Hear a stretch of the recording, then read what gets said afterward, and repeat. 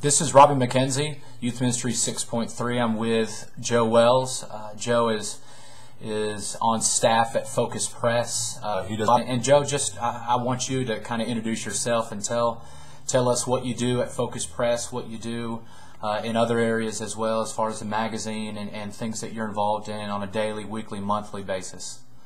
Yeah, sure enough, man. Thanks, Robbie, for having me on. I appreciate it.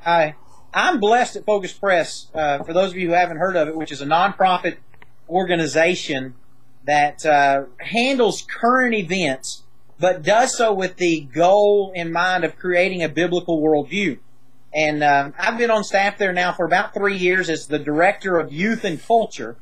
And it's a fancy way of saying that any stuff that comes out of there that's usually teen-driven comes out of the department that I'm a part of. And part of the reason I got in on that is because I come out of local youth ministry, and I got, I guess, tired of there not being a lot of good stuff out there. Not necessarily not good content, don't get me wrong. Sure. But it was good in the sense of the way it appealed to teenagers. Mm-hmm. If we wanted something, at that time that was cutting edge or trendy, oftentimes we would go out into the broader sense of the Christian world, and we would get their material, come in, and we would eat the fish and throw out the bones. Right. But it was all because the kids would pay attention to their formats, multimedia formats, a little bit more graphically driven, things along those lines. And I guess I got tired of the church playing second fiddle, and I said, there's no reason we can't do better at this.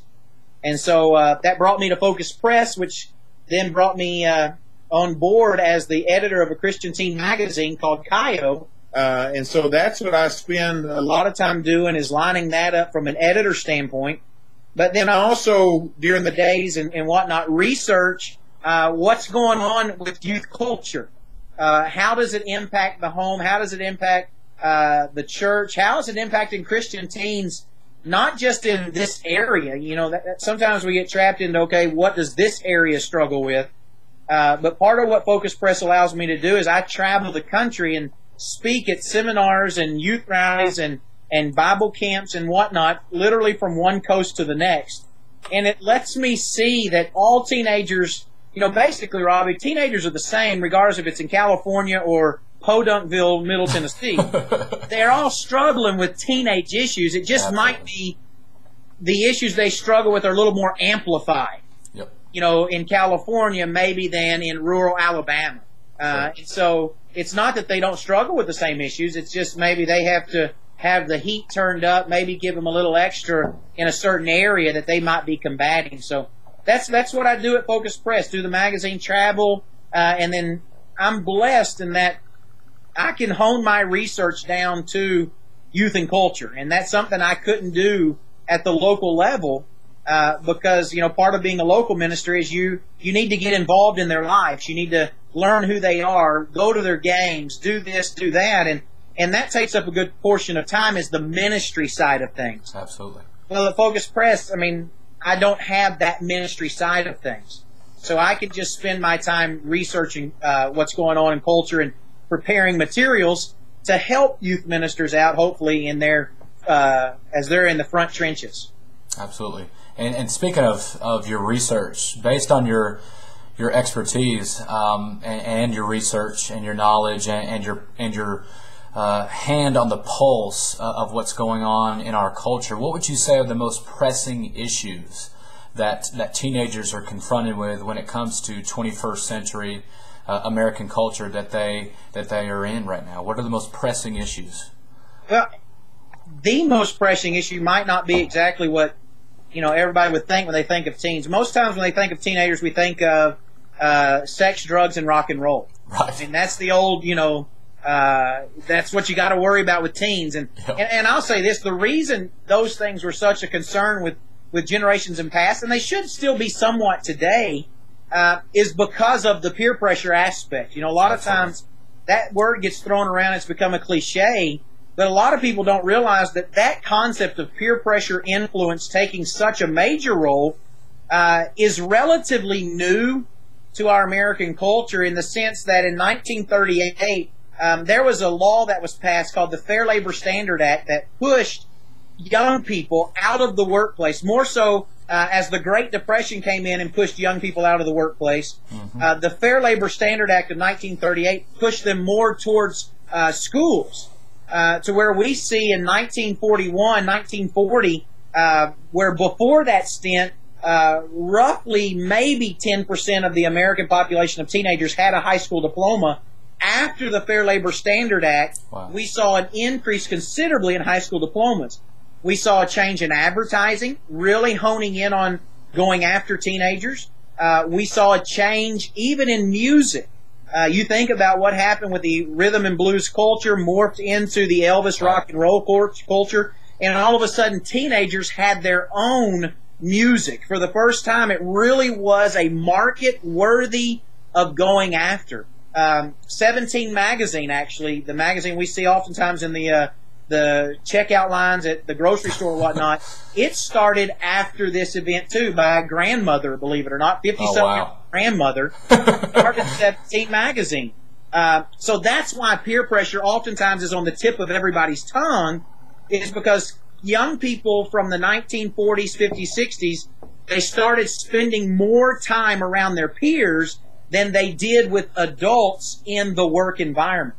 But I'll tell you this, Robbie, you asked me what are some of the biggest ones. Obviously, that's one of them. Sure. I don't view that as the biggest one, though. The biggest one that I see as a challenge in America today, you take our current culture, with all the stuff floating around politically, all the stuff floating around morally, all the stuff floating around with the changing of the family unit, increase in cohabitation. You got a lot of change taking place, and there's a catchphrase today with our young people and in our culture of you've got to learn to be tolerant of other people. And I understand that from an American standpoint, we need to understand that everyone has the right to express their opinions and their views, and I must be tolerant of their right to do so. But what that's changed into is in keeping with this postmodern concept of, do I trust the Bible as authority, or are there holes in the Bible? What about Islam? I mean, Islam's picking up some heavy speed. Do they have some of it right? Maybe they do, maybe they don't. Maybe I don't have it all right. Therefore, if I don't have it all right, I better be cautious of saying anything. And so what we've run into, I firmly believe, is one of the the largest, is not even this tolerant issue, but it's a firm, fundamental belief in, can I trust that God is real? Can I trust the Bible? And is it okay for me to stand on the Bible alone? I see that across the globe, that teenagers, they want truth. Teenagers want truth. But what I'm seeing is that as they want truth, and even in our Sunday school classes, they'll say the Bible is truth. Absolutely. But when it comes to making a connection with how that truth is lived out, I'm not seeing that bridge being as firmly built. And for instance, on Facebook, I polled a first-hand polled teenagers, whoever could join our KIO website, and saw that 80% of those who took the quiz, this little ethics exam, and I know you've done some too. Absolutely. But 80% of them said we can know absolute truth. But over 50% of them said that homosexuals should be allowed to marry. And it's one of those things of, yes, we say we believe something, but we don't know exactly how that plays out in real life. Sure. And so I would view that as probably the biggest issue that teenagers are going to face in the future. Yes, they're always going to face the peer pressure, the sex, the media is always going to be there. Those are some other things I would throw on. I would also throw on the sense that our young people are living in a day and age of abandonment. Absolutely. When it comes to their parents, oftentimes, I hate to say that, and it's not so much just the divorce issue, but it may be mom and dad are living in the same family, same house, but dad works 70 hours a week, and mom, most households today are two-income households. Absolutely. So mom and dad aren't there. We're actually seeing, and this is something interesting in trends, we're seeing another generation of what we called back in the 80s of latchkey kids. Mm-hmm. That trend is coming back. And some of it's not always due because mom and dad want to go out and pursue nice things. Don't get me wrong. Right. You take the economy that has changed since the time of going after the World Trade Towers, going into the war, the economy that was at that bubble that burst. You've got moms that want to stay home with their children, but due to circumstances, they can go get a job maybe easier than dad can. And so whatever dad can get, great, but mom goes out too. And so some of this whole latchkey kid mentality or concept was started because as a result of the economy. But it is going to play into the abandonment issue with our young people. Are mom and dad there in their life, or are they only spending 2 to 3 hours in their kid's life? Who's really taking on the responsibility of teaching the moral compass to our young people? Is it the schools? Is it media? Is it internet? Are youth ministers feeling the weight of the world on their shoulders because they understand that it's falling upon the religious world as a whole? So, that issue of abandonment's also there, and that may be more than what you asked for, but taking a look at what's going on in culture and seeing how it's impacting teenagers is very interesting. Absolutely, and you kind of spoke about the family as well. What other impacts you talked about abandonment, and what other impacts do you see the multiple issues of tolerance that you talked about, and other issues of our culture? Not and it's like you said, it's always going to be there, but the sexuality and authority issues as well. All of that is going to be there. What kind of impact does that have at home when Joe, and not just you, Joe, but Joe and Jane go home? What kind of impact does that have on their family? Well, what I'm seeing, of course, teenagers and parents there's always been somewhat of a rift, in that concept. And it's not always it's not just because, maybe there's a strain in the relationship, maybe it's a bad parent, maybe it's a bad kid. I'm not that simple when it comes to that, because when teenagers morph through adolescence, there literally is a change developmentally. Right. In their brains, the puberty kicks in, therefore the hormones kick in. Yep. There's a natural tendency to start trying to pull away from mom and dad. Mom and dad get scared about that. Mm-hmm. The danger rolls into when mom and dad aren't there. And, I mentioned it before from the concept of the family, the changing of the family in America.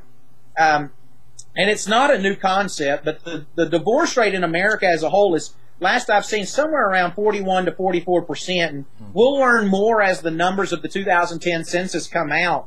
But it's somewhere under 50%, which seems to be a great change from where it used to be when we heard roughly 1 out of every 2 marriages end in divorce. Well, it's not quite that high anymore, but that's because we've seen a shift towards individuals not marrying but having children and cohabiting.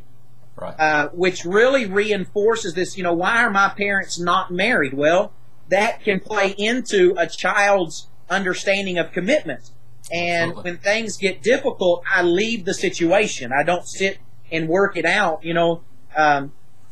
You and I both know of Christian parents who have had problems in their marriage, but because they were Christians, they decided to stay together. Absolutely. And it ended up working out and blessing them to be married 50 plus years or what have you. Yep. But that issue alone is playing into this whole element, even of tolerance from that standpoint. As you see from a cultural standpoint in the 70s and beyond, really a strong push towards more women's rights and almost asserting, and it's not I'm anti-women's rights, don't get me wrong. Right. I mean, I'm a married man, believe me, Right. But it is an element, though, that we saw a shift in society. To where more women did go to the workplace. It's been documented through various studies that when that happens, the increase in extramarital affairs went up. But if a man stands up and says, that not ought to be the place, then he's said to be intolerant. And also as dads and husbands, I've got a daughter. We are living in a society where we must raise our daughters to be able to take care of herself. Absolutely. That is, unless we intend for her to be 30 years old living in our house until she marries, which I know some people who are that Absolutely. Way. I've told my little redheaded princess if she wants to live with me till she's 30, that's great. But the truth is, I want her to be able to have some type of skill, and not necessarily through college, but maybe it's a mentorship with another lady. Of some, if we speak up, it's said to be intolerant. In that fact, it goes against culture. But from the standpoint even of the whole family unit changing, you really do see an insertion of someone else teaching moral compass, someone else teaching moral values, and oftentimes that is, young people. I'm writing a book on this subject and recently finished the chapter on media. And, I've delivered seminars on media before, but what I'm doing is I'm trying to make sure my content is fresh. And I've looked at some of the most current research and found out that teenagers are spending more time with media today than at any time in the past. And it's even gone up since I've started working at Focus Press, which is not a big surprise. It's only about maybe an extra hour total a day. But the real key comes into it, like I believe it's 7.5 hours of actual media time a day. They will squeeze 11.5 hours of actual media usage into that time period. We've seen a bigger increase in computer usage, but that's because kids are using more computer more for TV programs, Hulu. YouTube has become much more big a hit than it was 5 years ago. Right. And so that's some of the more. But what I'm trying to say is this, that as the family changes and parents struggle with their own issues, someone else will insert themselves as the teacher. And oftentimes that is a media train, a media system that teaches at its core not a biblical view of tolerance, but a secular view of tolerance. And so I view that as an issue that the family brings, that comes into play. Absolutely, absolutely. Having said that, what are some things that we can do? We as youth ministers, we as parents, we as church leaders, elders, ministers, what are some things that we can do to confront, combat things that is going on in culture? What are some things that we need to do? Partner up, calling each other alongside. What are some things that we need to do to confront some of these things? In culture or within our kids? Which one are you talking about? Within our kids. Within our kids, I would first of all say this, and it's nothing new necessarily, but it was brought to my attention reading a book you may have heard of called Already Gone. Yep. Book by Master Books, came out. The guys at Answers in Genesis actually put the money up, I think, for the study. Yep. And they show that young people usually right now are disconnecting with their religious belief system around the 7th and 8th grade. And part of the reason is because they believe that the stories of the Bible don't make sense when weighed up against scientific facts that they get through their schools. One of the biggest things I believe firmly that we can do is not teach the Bible just from a stories and a fact concept. Right. We've raised a group of young people that quite frankly can do very well on Bible Bowl quizzes. Right. And I in no way, shape, or form want to go against what Paul said, that faith comes by hearing and hearing by the Word of God. Faith still comes by the Word of God. I'm not saying otherwise. But while those kids can do a great job of answering the Bible Bowl quiz on at the one time a year or at this event or at that event, what happens is when they go to live out on Friday night, I'm not seeing the bridge being connected between what they learned on that Sunday with how it plays out in real life. And that's one, recommendation I would give for folks, be it elders, preachers, youth ministers, don't no matter how many years you've been in it, and even parents, is that the Bible must become a part of real life for us. It cannot be an archaic book that we only study on Sundays, and that's the only time we pick it up. So my answer is this: parents, you've got to use teachable moments in the lives of your children to appeal to those for your reasons for your parenting. Who's the fella? McDowell. What's his name? Sean? No. Sean or Josh? Who? Josh or Sean? Josh. Yeah. Josh McDowell. He had a great point in his book of right versus wrong. It's that book that had the two titles turned upside down. He made this comment that parents, if you only appeal to yourself for your reason for making rules and for enforcing those rules, then your children will always see those as your rules. Therefore, when they get out of your house, or when they start questioning your rules as teenagers, there is nothing else to appeal to other than you. And what happens when you have set yourself up that you are the only source of appealing? Well, what you've done is you've taken God out of the picture and you put yourself there. And so in that particular book, he said, make sure that you use those opportunities to tie your reasons for doing what you do back to the Bible. And I thought that was a great parent tip. Absolutely. That, it's okay for you to tell your 3-year-old, Daddy, why do I have to do that? Well, because I said so. That's okay because they need to learn authority. And it's okay to tell a 17-year-old teenager that too, because there's still an element of authority. But don't hesitate to also tell them, God has placed me in this position according to the scriptures that I'm supposed to train and teach you. And if I don't do those things, then I will have to give an account before God. And you're tying the reasoning back to the Bible. I would also say, as far as advising youth ministers, you've got to teach the facts of the Bible. I will say this too. While we see kids that can do great on Bible Bowl quizzes, I was blown away at times at how some of the teenagers didn't know basics of the Bible. Almost in the sense of at times we've done a good job of teaching application, but man, we're applying what we don't know. I mean, I can apply whatever I want, but if I have to actually tie it back to the Bible, that's a whole other issue. Absolutely. And so I would encourage youth ministers, you've got to teach the text from a standpoint of how will this make sense as it lives out in your life. Don't not teach the text. Don't always walk into a class and say, we're going to teach a topical class. As I understand it, as much as my generation, I'm in a little different generation than millennials, or some people would say I'm right in the very tip of that.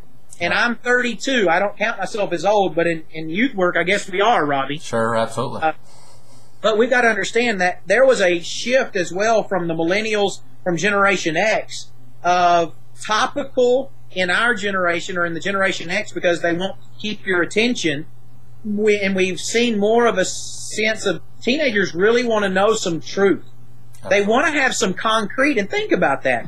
We live in a society that is ever-changing, and you have political correct talk. You've got families that are changing, and it's instability. Teenagers want they want some stability in their beliefs. You heard my kids come in. I know. But anyhow, so I would tell youth ministers to teach the Bible, but always give them a bridge to how it can live out in their life. As far as elders, preachers are concerned, I firmly believe teenagers have got to see you as real. Absolutely. I'm sorry, and I can say that because I'm not at a local work, and it's safe because I'm not at risk of getting fired. Right. But if all they ever see of you is on a Sunday, and you're shaking people's hand by a door, but they don't see you throughout the week, then you're just a religious figurehead, and you really don't have that much impact in their life. I hate to tell you that. So I would say from that standpoint, and all of this boils down to how can we help in confronting this culture concept? Yep. It all boils down to this. We've got to put into the minds of our young people that the Bible makes an impact in our life, and it needs to make an impact in theirs. And when it comes everything to how I view the issues that I face, how I view stem cell research, how I view the morning after pill, how I view homosexuality, how do I view Islam, how do I view all these things, that it's always tied back to the authoritative Word of God. It's Absolutely. Always got to have that as a groundwork. Otherwise, I'm setting them up for failure. Absolutely. Because if they get out from underneath my umbrella, or they start saying, hey, wait a minute, Joe told me this, but I'm seeing some holes in that, and they don't have the Bible to appeal back to, then what you're looking at is an atheist in training. Absolutely. That's powerful. What do you think, or at least share with me some things that we as youth ministers, leaders, teachers should not do when it comes to culture, teaching our teenagers about culture, when it comes to teaching and reaching our teens in the idea of culture. What are some things that, based on your research, based on your talking with other youth ministers and talking with other teenagers on a weekly, daily basis, what are some things that we just should avoid? I would first of all say this: you must avoid hypocrisy. Yep.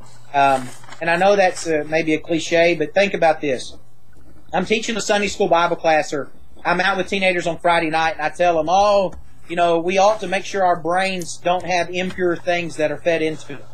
And then what I do is in the next Bible class, I'm going to turn around and show you a clip from a PG-13 movie that contains high dose of violence or some sexual innuendos. Yep. I mean, that screams hypocrisy. Absolutely. Or if they come to my house and to hang out at my house or your house or whoever's house, and they look through your movie cabinet, you may not be teaching them a thing, but they look through your media cabinet, they listen to the way you talk, they listen to the way you interact with other adults.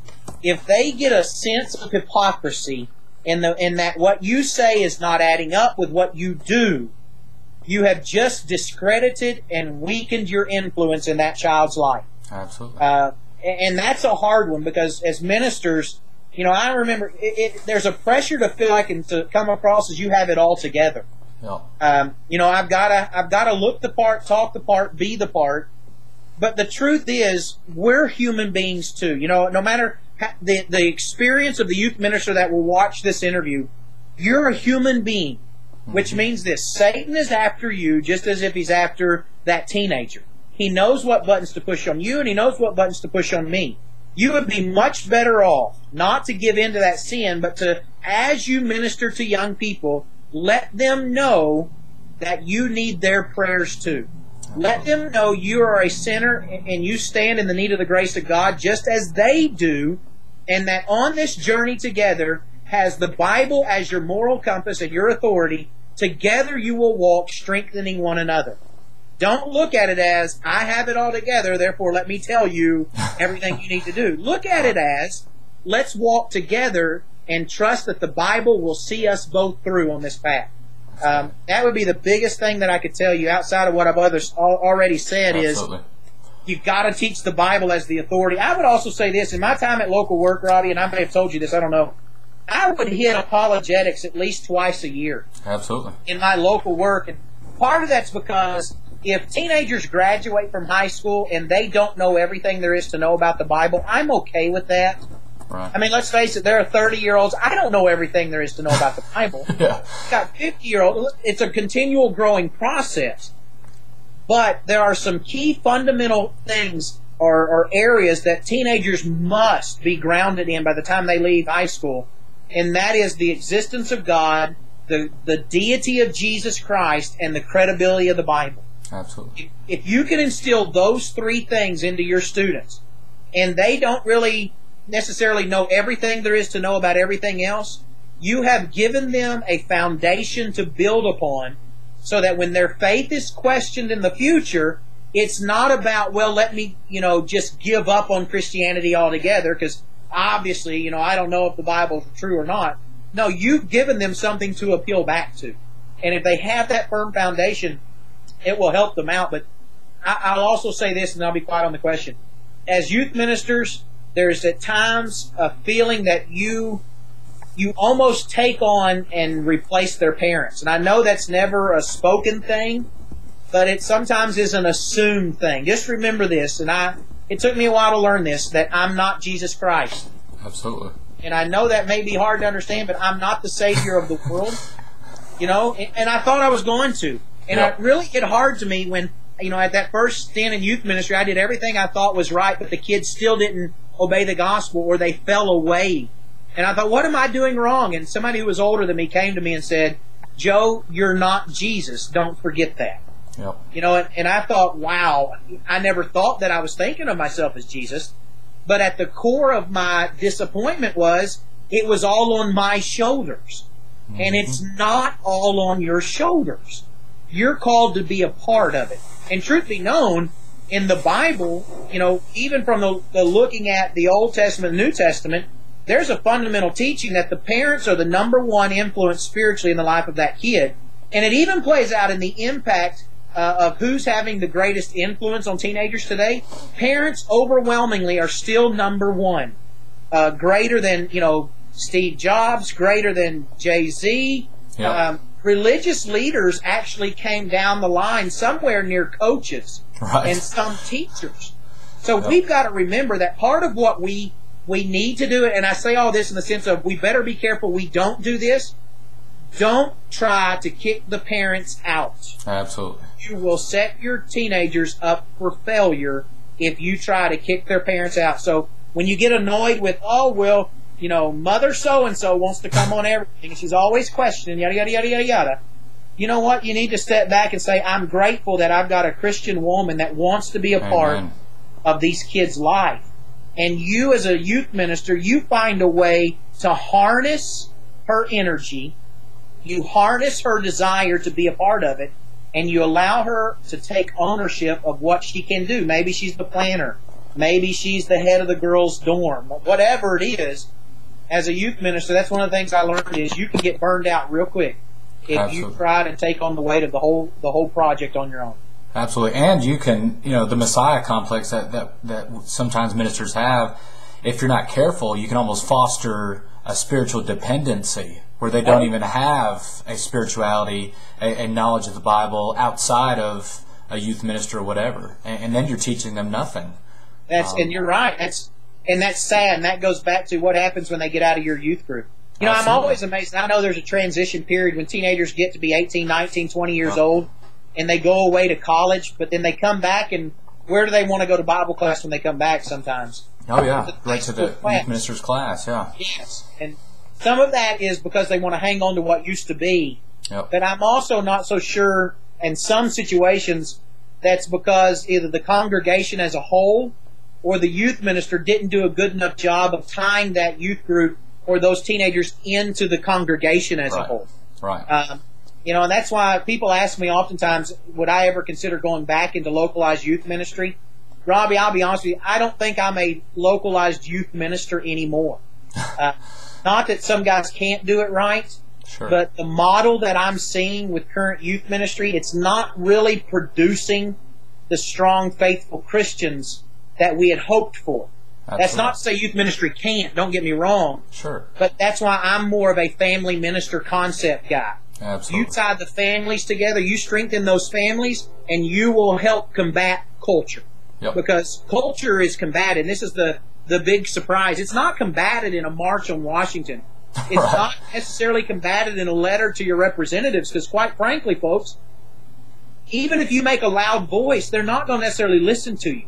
Sure. Culture is combated in the individual homes. Absolutely. That's where it's a difference made, because when your home is the home that God deems it to be, the dad is the father, the spiritual leader, the mother is that spiritual leader in her sense, the children understand their roles, and everyone understands the dependence upon grace and the blood of Jesus Christ, realize and learn through the authority of the Word of God, then you'll impact your neighbors. You'll impact your cul-de-sac. It's really a grassroots level. If you want to change culture, you change the individual family. Absolutely. Speaking of families and youth ministers and so forth, what are some resources? Just give 2 or 3 big ones that you would recommend mom, dad, youth minister, church leader, whatever you need to get your hands on these, whether it be websites, whether it be books, DVD curriculum, whatever. What are some resources? You don't have to do 2 or 3. You can do however many you want to. But what are some things that you would recommend that we are absolute must reads? Well, obviously, I'm going to, being a Focus Press guy, I'll point you to Focus Press. Sorry for the plug. That's good. That's the point. At Focus Press, we have magazines that can offer parents information. We have magazines. Kyle magazine that I edit can be sent to teenagers and get them thinking about certain things from a biblical worldview, which are helpful tools. I'll tell you a website that, in particular, that I think is a good website that will give parents an opportunity to deepen their own knowledge. It's called Christian Courier. Mm-hmm. It's not necessarily maybe the most flashy website with all the neat pictures and everything, but as far as content is concerned, from a biblical perspective, it's very good at that. From a creationist perspective, if you want to know some good things for the existence of God, deity of Jesus, credibility of the Bible, Answers in Genesis has a lot of good material, and while I wouldn't agree with them on everything from a salvation issue, they've got great things from a creation biblical worldview aspect. From a cultural standpoint, I look at things. I look at things from everything from Nielsen Media, but I don't necessarily recommend that everybody dive into this one. But Nielsen Media, Parent Television Council, Kaiser Family website. Some of the other ones might be. I do look at Center for Parent Youth Understanding. Walt Mueller's got some good stuff out there that are free resources.